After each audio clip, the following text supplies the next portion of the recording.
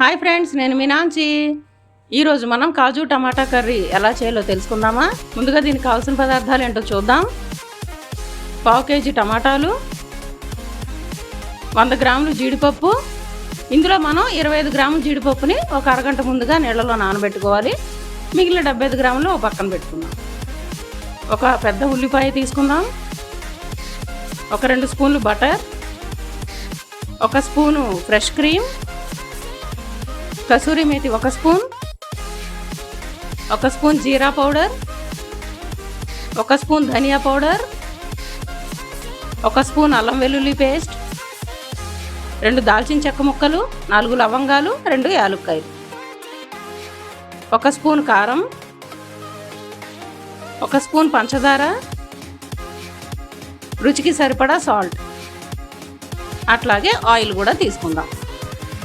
కొద్దిగా కొత్తిమీర కూడా తీసుకుందాం. తర్వాత ఒక మిక్సీ జార్ తీసుకొని అందులో టమాటా ముక్కలు ఇలా 4 ముక్కలుగా కట్ చేసేసి వేసుకోవాలి. తర్వాత మనం ముందుగా నానబెట్టుకున్నాం కదా జీడిపప్పుని, ఆ జీడిపప్పుని కూడా ఇందులో వేసేయాలి.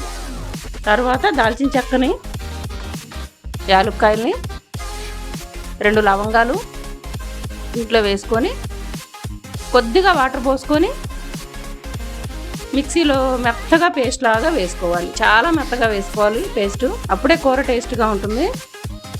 తర్వాత మనం స్టవ్ వెలిగించుకొని ఒక గిన్నె పెట్టుకుందాం. గిన్నె వేడెక్కిన తర్వాత అందులో ఆయిల్ వేసుకోవాలి. ఆయిల్ వేడెక్కిన తర్వాత మనం ముందుగా పక్కన పెట్టుకున్నాం కదా 75 గ్రాముల జీడిపప్పు, వాటిని దీంట్లో వేసేసి సిమ్లో పెట్టి ఎర్రగా వేయించుకోవాలి. ఇట్లా గోల్డెన్ బ్రౌన్ కలర్ వచ్చేంత వరకు వేయించుకోవాలి. బాగా సిమ్లో పెట్టి వేయించుకోవాలి. ఇవి వేగిన తర్వాత ఇలా తీసి ఒక గిన్నెలోకి తీసేసుకొని పక్కన పెట్టుకుందాం. తర్వాత అదే ఆయిల్లో ఒక పెద్ద స్పూన్ బటర్ వేసుకోవాలి.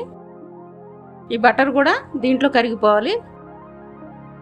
కరిగిపోయిన తర్వాత ఇలా ఉల్లిపాయ ముక్కల్ని చాలా సన్నగా కట్ చేసుకోవాలి, అప్పుడే కర్రీ బాగుంటుంది. ఇలా కట్ చేసి వేసుకున్న ఉల్లిపాయ ముక్కల్ని బాగా గోల్డెన్ బ్రౌన్ కలర్ వచ్చేంత వరకు కూడాను వేయించుకోవాలి. సిమ్లో పెట్టే వేయించుకోవాలి, హైలో పెట్టకూడదు. పచ్చివాసన అంతా పూర్తిగా పోయేంత వరకు వేయించుకోవాలి. ఇట్లా ఉల్లిపాయ ముక్కలు వేగిన తర్వాత అందులో రుచికి సరిపడా salt, kasuri methi 1 spoon, sugar 1 spoon, కారం 1 పెద్ద spoon, jeera powder 1 spoon, dhaniya powder, అట్లాగే అల్లం వెల్లుల్లి పేస్ట్ కూడా వేసుకోవాలి.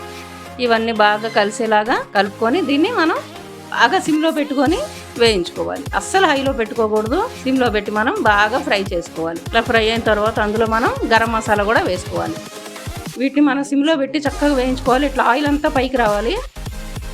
ఇట్లా వచ్చిన తర్వాత మనం ముందుగా సిద్ధం చేసి పెట్టుకున్న టమాటా కాజు పేస్ట్ ఉంది కదా, దాన్ని దీంట్లో వేసేయాలి.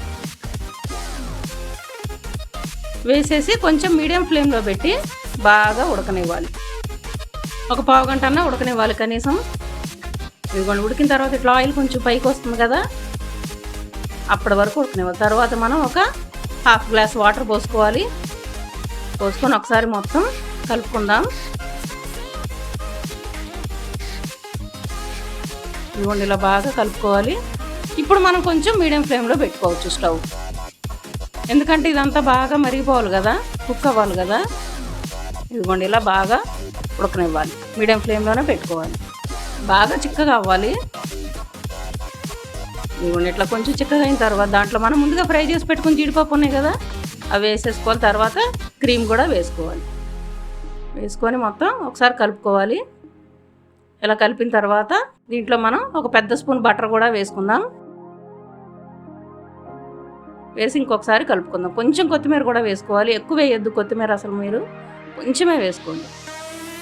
ఇదిగోండి, ఇలా బాగా కలిపేసుకొని మనం ఇంకొక పావు గంట మనం మీడియం ఫ్లేమ్లో ఉడకనివ్వాలి. ఇలా చూడండి, ఉడికి ఇలా ఆయిల్ పైకి రావాలి. ఇలా ఆయిల్ పైకి వచ్చేంత వరకు కూడా దీన్ని మనం ఉడికించుకోవాలి. ఇదిగోండి, ఇలా చిక్కగా అవ్వాలి. ఈ కర్రీ మీరు రోటీలో అయినా, చపాతీలోకైనా, వెజ్ బిర్యానీ ఏ బిర్యానీలోకైనా సరే చాలా బాగుంటుంది. మీరు కూడా ఇలాగే ట్రై చేసి చూడండి, ఎంతో రుచిగా ఉంటుంది. సేమ్ రెస్టారెంట్లో ఎలా ఉంటుందో అలాగే ఉంటుంది. ఇదిగోండి, కాజు టమాటా కర్రీ రెడీ. మీరు కూడా టేస్ట్ చేసి ఎంజాయ్ చేయండి.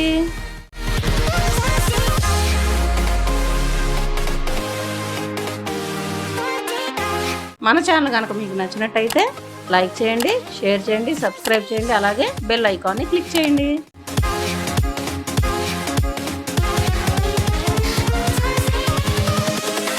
Invincible.